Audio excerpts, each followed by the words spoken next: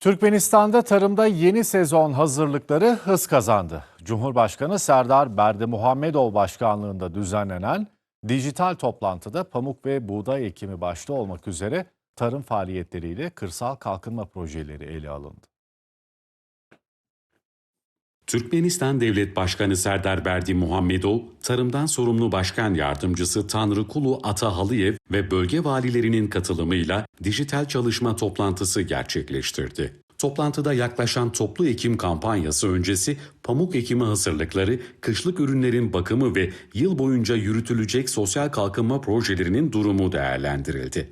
Tarım döngüsünün mevcut aşamasında buğday üretiminde bitkisel bakım çalışmalarının büyük ölçüde tamamlandığı belirtildi. Yetkililer gübreleme ve sulama işlemlerinin bilimsel standartlara uygun şekilde sürdürüldüğünü aktardı.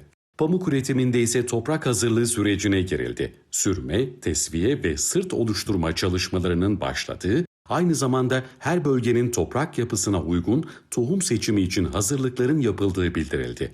Vilayetlerde gıda güvenliği kapsamında patates, sebze ve kavun ekimi için toprak hazırlıkları sürerken, Mari vilayetinde şeker pancarı işleme sürecinin tamamlanmak üzere olduğu kaydedildi. Toplantıda Berdimuhamedov, çiftçilere yapılacak ödemelerin zamanında yapılması için ilgili kurumlara talimat verdi. Devlet Başkanı ayrıca su kaynaklarının rasyonel kullanımı ve yenilikçi tarım yöntemleriyle toprak verimliliğinin artırılmasının önemini vurguladı.